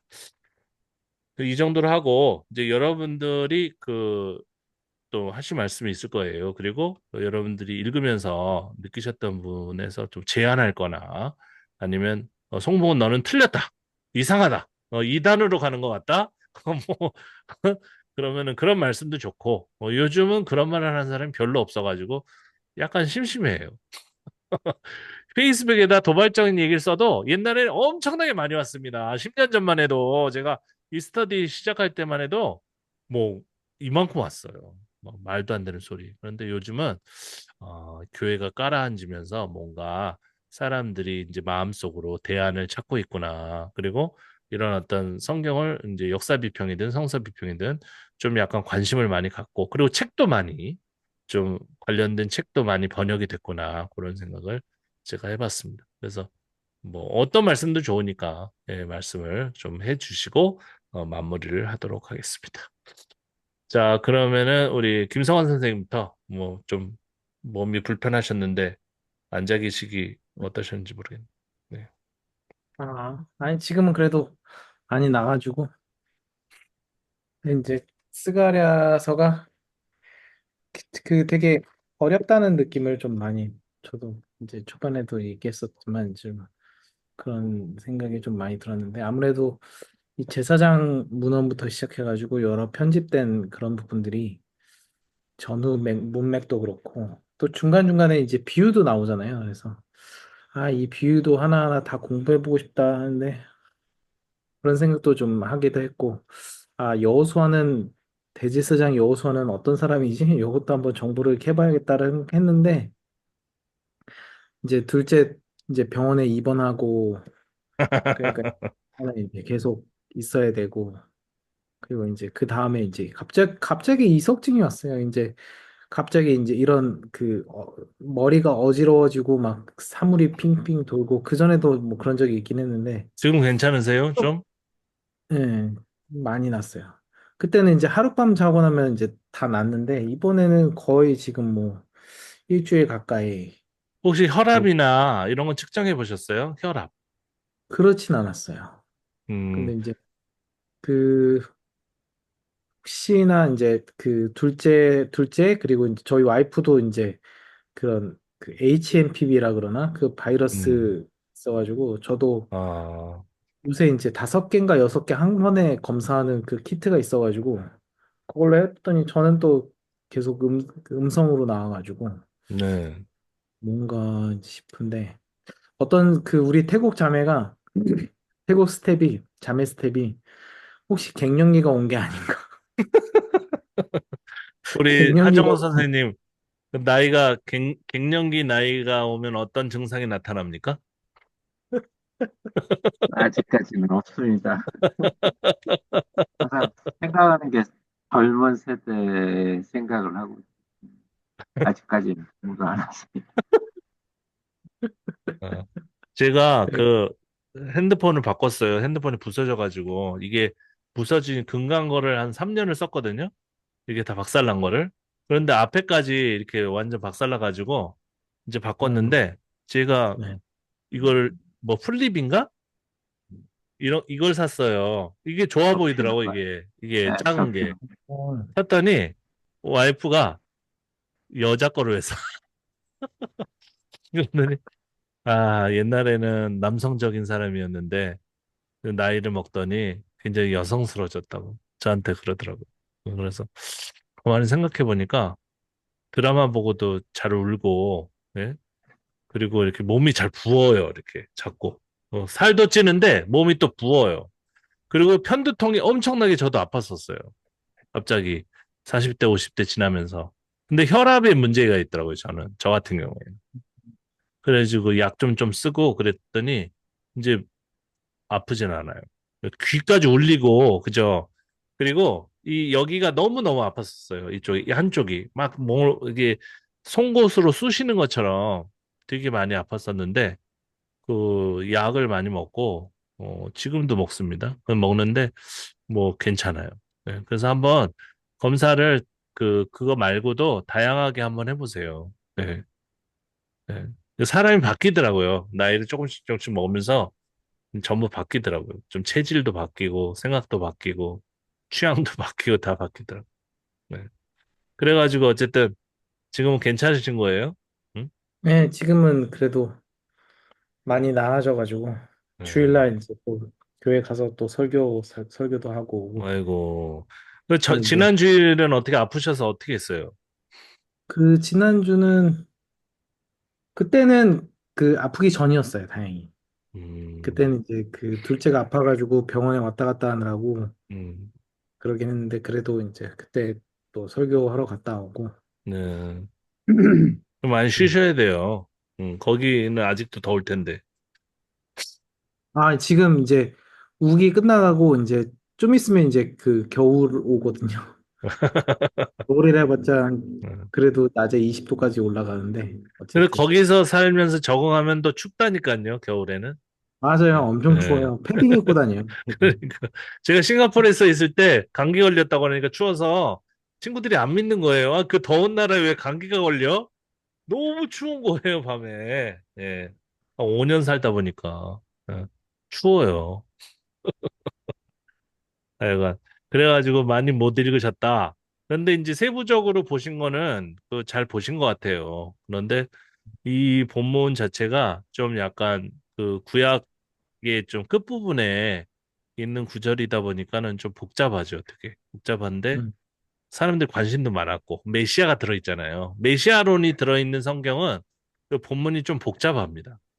관심을 많이 갖고 그 여러 시대에 막 가편을 하기 때문에 거기다 이제 추가를 하다 보니까 그런데 이제 여러 번 그럴 때일수록 그 낮구절도 이제 해석을 하시지만 전반적으로 여러 번 읽으면서 그 전체의 윤곽을 잡아내는 게 되게 좋은 것 같아요. 음, 아이들한테 이제 그림을 잘 그리거든요. 저희 애들 미대 나와가지고 그래서 난 그림을 이렇게 잘 못 그리는데 예를 들어서 사람 얼굴을 그릴 때 눈부터 그리고 코부터 그리고 그러다 보면 비율이 안 맞아요. 저는 이상하게. 근데 아이들이 그러더라고요. 그거를 제대로 그리려면 아빠 먼저 전체 윤곽을 그리고 그 다음에 세부적인 세부 묘사를 나중에 해야 되는 거야. 이렇게 얘기하더라고요. 그래서 뭐 따라해 보니까 좀 많이 좋아졌어요. 그런 것처럼 이 전체 성경을 갖다가 너무 이렇게 낮구절 중심으로 보다 보면은 보일 것도 음, 안 보이고 막 이게 뒤죽박죽이 돼가지고 막, 막 기분이 안 좋아지는 거야. 이게 뭐지? 막 모르면은 막 깨달아지면 엄청 기분이 좋잖아요, 성경은. 그런데 막 막히면은 이게 뭐지? 몸은 아픈데도 저 선교사님 몸도 아픈데 또 이게 무슨 소린지 또 답답하면은 주석책에 뭐 시원하게 얘기한 데도 없고 그러니까 그럴 때는 그냥 전반적으로 정리하고 넘어가면은 다음에 또 세부적인 내용은 또 다음에 보면 되니까 그러면 될 것 같습니다. 자, 그 밖에 또 뭐 하시고 싶은 말씀이나 기도 제목 아, 같은 건 없으십니까? 아, 저 그 어코던스 그거 지금 무료 체험 그거 지금 쓰고 있는데 네. 어떻게 사용해야 될지를 잘 모르겠더라고요. 아, 그래요? 그거는 사용법은 김한원 목사님이라고 김한원이거든요. 네, 그분이 최고 권위자예요. 그 가르치는 거에 있어서. 어, 그분이 한때는 그 돈 받고 저기 그 뭐 가르치는 것도 했는데 지금은 안 하시는 것 같은데 유튜브에 그분 영상이 있지 않을까요? 예. 그리고 그분, 네. 그분이 하시는 설교 코칭 세미나 제가 신청해가지고 다음 주 월요일 날. 아, 그러세요? 근데 그 네, 설교 코칭 건 저는 잘 안 들어봐서 모르겠고, 그분은 그 성경 프로그램을 어떻게 활용하면 되는지를 다 알고 있는 분이에요. 그러니까 와, 그분한테 좀 이렇게 조언을 구하시면 세부적인 것까지 잘 알 수가 있어요. 물론 이제 그 뭐 저 같은 경우에는 뭐 그렇게 다양한 뭐 그 기능을 사용하지는 않아요. 하지만 한번 배워볼 필요가 꼭 있어요. 그래서 그분이 총신대학교에서 그 신학대학원생들을 대상으로 그 강의도 하거든요. 그 배우는 과정을. 그래서 이제 음, 바이블록스가 없어져가지고 어코던스를 주로 하시고 로고스 그걸 하는데 그 뭐 어떤 그 세미나 그걸로 연결되셨으면 목사님 이거 좀 사용법 어떻게 뭐 보면 될까요? 이렇게 물어보시면은 아마 친절하게 어떤 걸 봐라, 무슨 책을 봐라, 유튜브 어디 봐라 이렇게 알려주실 것 같습니다. 네. 음. 알겠습니다. 이제 거기에 감사합니다. 빠지시면 이제 하나씩 둘씩 그 모듈을 사기 시작하실 텐데 돈이 많이 들어가. 그것도 일단 한번 써보고. 그것도 재미난단 말이에요. 그냥 돈을 많이 쓰면은 또 사모님이 이게 그왜 갑자기 안 하던 짓을 해. 카드 카드 짓을 해요. 막 그러면서 뭐라고 하실 텐데. 네, 어쨌든 뭐 모든 책을 다 살 필요는 사실은 없어요. 네. 자, 우리 하정원 선생님은 어쨌든 뭐 이 책 그 보시면서 그 여러 가지 질문도 하셨는데 뭐 우리가 지금 나눈 이야기를 듣고 좀 어떻게 봐야 되겠다 아니면은 질문이나 뭐 그런 거 있으면 좀 말씀해 주십시오. 네. 항상 이 올리고 목사님 뭐 이렇게 하시고 하면서 보면은 아, 내 질문은 너무 촌스럽다. 뭐, 뭐가 촌스러워요? 네. 아니, 너무 기초적인 것 같기도 하고 아, 저런 시각으로 볼 수 있는데 왜 나는 저게 안 될까라는 생각을 뭐가 나는 저기 하네. 조금 또 네. 신기하긴 해요. 또 여기 뭐 수업 시간이 되면은 아, 이렇게 볼 수가 있구나. 또뭐 어느 한 많이 부족하기 때문에라고 여기기도 하고 또뭐 상상 속에서 제 머릿속에서 또 궁금한 것도 찾아낸다는 것도 참 그렇고 왔다 갔다 하는데 많이 부족한 거는 항상 느끼고 있고 또 막 이렇게 주변에 이제 또 아프신 분들 많아요. 저도 네. 보면은 뭐 김성 교사님 같은 경우도 이제 제 동생도 그랬었거든요. 어, 목사하면서 아파갖고 사임하고 한 1년 정도 쉬었던 것 같아요. 어지럼증 막 이렇게 갖고 의사한테 갔는데 이대로 가면 죽는다 뭐 쉬어라 해서 쉴 정도로. 그래서 쉬었다가 지금은 또 다시 약간의 회복되고 그래서 이제 목회하고 있는데 이게 참 우려되더라고요. 뭐 지난주 그러니까 엊그제죠. 주일날은 또한 지금 다니는 교회에 그 부목사님이 이제 사임하셨거든요. 건강대에 당뇨 네. 아, 당뇨 많더라고요. 그죠? 당뇨. 네. 그런 분이 와갖고 유전적인 요소도 있지만 또 식생활에서 워낙 선배들이 좀 자극적인 기름종. 음식을 네. 많이 좋아하다 보니까 운동은 않고 운동할 시간이 없죠. 항상 뭐 일이 쌓여 있으니 뭐 일 저일 하다 보니 그러니까 결국에는 몸이 아파서 사임하는 경우 한 1년 정도 쉬어보겠다고는 하는데 좀 안타깝더라고요. 사실 자기 관리가 좀 돼야 될 부분도 있고 근데 뭐 동생한테도 제가 막 뭐라 했거든요. 비슷했었어요. 선교사님처럼 어지럼증 막 이렇게 여러 가지 구토 뭐 현기증 뭐 이렇게 복합적으로 왔죠. 나중에 보니까 뭐 당뇨도 있고 뭐도 있고 근데 쉴 수 있었다는 시간이 있었다는 게 참 좋았다 생각은 해요. 쉬어야 되는데 뭐 여러 가지 활동 때문에 못 쉬죠. 대부분. 처가에서 좀 도움을 주셔갖고 쉬게 돼서 다시 회복하고 뭐 이렇게 됐는데 그냥 쉰다는 게 많이 중요한 것 같아요. 저도 요즘에는 체력이 떨어져서 운동 좀 하려고요. 아, 예. 근데 앞으로 그 뭐 30대 운동, 40대 운동, 50대, 60대 운동이 다 다르다면서요. 그래서 40대까지는 막 등산 막 다니던 사람도 갑자기 관절이 네. 아파가지고, 예, 50대는 못 하더라고요. 50대에서 추천하는 운동은 제가 봤을 때는 음, 수영이 가장 처음에는 별 효과 없는데 한 달 정도 지나면 몸으로 느낄 정도로 음, 되고 그런 다음에 이제 50대 후반이나 60대 초반으로 이렇게 들어간다면은 헬스를 조금 해야 돼요. 근육 운동을 해야 된다고 하더라고요. 운동량이 네, 많이 빠지기 때문에. 뭐 비타민제나 영양제 좀 드셔야 되고 그런 다음에 이제 근육 운동은 좀 필히. 근데 그걸 대체할 수 있는 부분은 거의 없는데 대부분 이제 사람들이 바쁘고 살다 보니까 걷기만 해도 내가 하루에 뭐 한 5천 보, 10,000보씩 걷는데 무슨 운동이냐? 걷기는 운동이 아니라고 하더라고요. 정확히 나이면 들수록 근육이 빠지기 때문에 근육을 대체할 수 있는 근육량을 길러줘야 된대요. 그리고 음식은 또 적게 먹으라고 하는데 적게 먹을 수가 있나요? 이상하게, 그죠? 네. 네, 그러니까 많이 먹게 결국에 돼. 할 수 있는 운동인데 필요한 운동.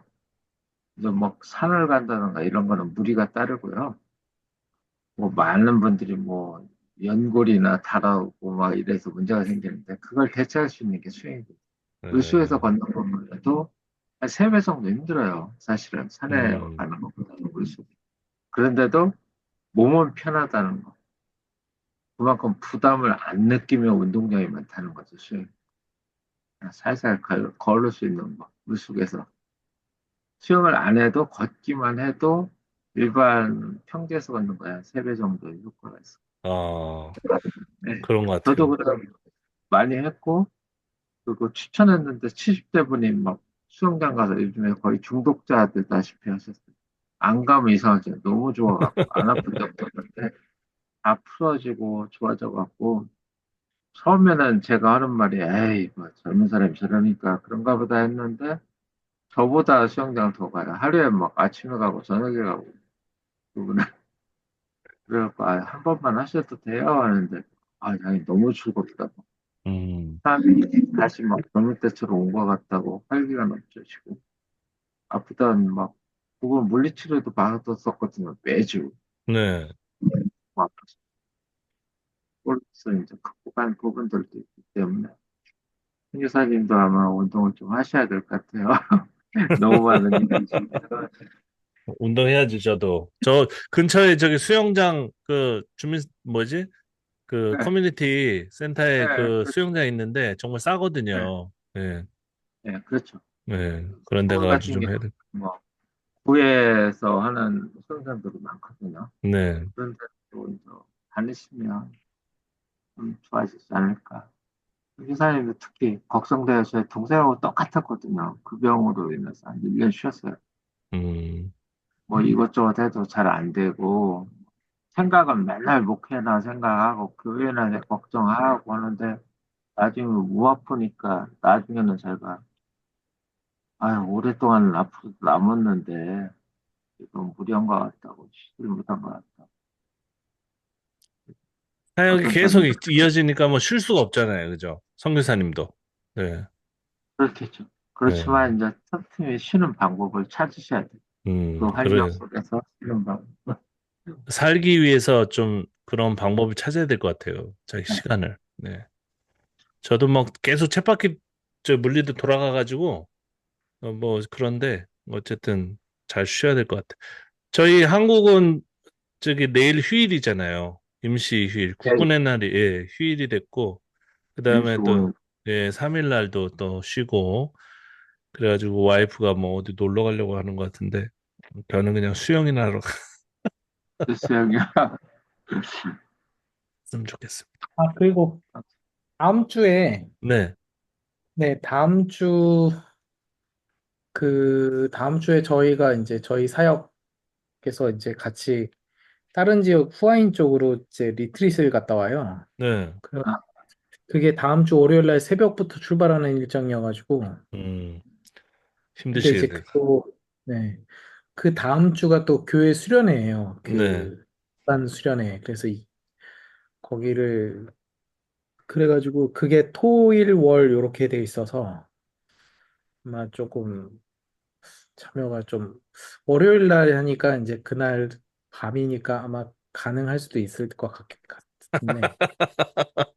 갔다 오셔서 하나씩 무리하지 마시고, 약간 쉴 때는 그냥 자연스럽게 쉽시다. 네. 자연스럽게 아, 두 주, 두 주. 말라게 하나 얼른 끝내야 되는데. 제가 이거 뭐, 저기 문 닫지는 않을 테니까, 걱정하지 마시고. 그것 때문에 걱정되시는 것 같은데. 아니, 다른 반은 문 닫았는데, 여기는 뭐, 이제 공부를 잘 하시니까, 예, 그 하시고, 그, 신약, 그 성경, 저 보시는 주석책, 좋은 주석책이 있어요. 그것을 저기, 제 책은 갖다 벌써 잘라져가지고, 어디다 잃어버려가지고, 그, 영어로 된 것밖에 없고, 그래서 한국어로 번역된 게 있는데, 이게 개론책이 두꺼운 게 있거든요. 좀 어려워요. 어려운데, 그 한 권씩 보실 때 신약 성경 나중에 보실 때 그거를 좀 대충이라도 못 알아듣겠는 거 그냥 넘어가고 대충이라도 한번 훑으시면은 조금 알아들을 만한 우리가 그동안 많이 이제 논의했기 때문에 그런 내용들이 있거든요. 되게 두꺼운 책이에요. 한 1000페이지 정도 되는 책인데 제가 여러분들을 위해 가지고 도서관에서 빌려가지고 다 스캔했거든요. 이렇게. 와. 그것도 예, 요 끝나고 올려드릴 테니까 네. 하여간 이제 신약 성경 보시면서 아 이런 생각들도 하는구나. 그러니까 그게 좋은 게 뭐냐면 그 독일 신학교의 어떤 그 교재예요. 원래 교재인데 일반 보수교단은 그 책을 잘 모르는데 일반 좀 이렇게 연세대학교라든지 좀 감신이라든지 그런 비평을 이제 가르치는 분들은 잘 알고 있거든요. 그래서 그런 분들이 교재를 사용하는 저거니까 좀 어렵지만 대충 요런 생각도 할 수 있구나. 예를 들어 가지고 뭐 나귀 얘기를 하면은 아까처럼 이 나귀가 무슨 왕의 어떤 권력과 반대 개념이다. 요렇게 요런 이제 코멘트들이 있어요. 이제 그런 것들을 좀 체크업 하시면은 좀 신약 성경을 보실 때 도움이. 근데 구약을 지금 우리가 다 거쳐왔기 때문에 긴 시간 동안 신약은 쉬워요. 오히려. 구약을 모르면 이게 굉장히 어렵거든요. 이게 뭐지? 그런데 신약을 보면 그 옛날에 봤던 구약들이 생각나면서 그 개념들이 생각나면서 해석이 더 잘 됩니다.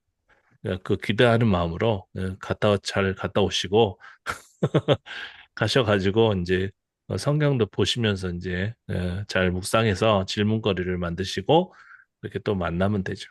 그러면 실제 날짜는 2주 쉬시고 그럼 뵙는 거니까 오늘 오늘 며칠? 21일 30일이니까 7, 14, 21일 날 뵙겠네요. 그죠? 7월 21일 날. 맞습니까? 네. 네. 그때도 또 상황이 있으시면 뭐 연락 주시고 제가 이거 없애진 않을게요. 없애진 않을게요. 무슨 제 못을 박을 테니까 휴대전화 문 그전에는 닫죠. 제가 막 그 공부 좀 하시라고 뭐 엄포도 넣는 차원에서 그랬지만 요 모임은 제가 또 애착을 가지고 있고 네, 그래 걱정하지 마시고 말라기도 읽어보시고 그다음에 이제 마태복음부터 또 이제 공부해야 되니까 한번 잘 새로운 마음으로 예전에는 그냥 설교하기 위해서 그걸 읽고 그냥 뭐 습관적으로 읽었다면은 지금은 그거를 이제 문제를 갖다가 의식을 가지고 좀 읽어보는 그런 시간을 가지셨으면 좋겠습니다. 네, 그러면 저도 이제 물러갈게요. 여러분들 건강하시고 하여간 하정우 선생님은 이제 기타 가지고 그런 경연대회 있으면 한번 참석도 해보세요. 저는 수영을 할 저는 거예요. 앞으로 한 2, 3년 후에는 해야 한국 쓸 것 같아요. 그래서 네, 알겠습니다. 김성환 선생님은 건강하시고 좀 더 건강한 모습으로 다시 뵀으면 좋겠습니다. 네, 네. 아유, 감사합니다. 네, 모두. 감사합니다. 네, 들어갈게요. 네, 고맙습니다. 선생님, 감사합니다. 감사합니다.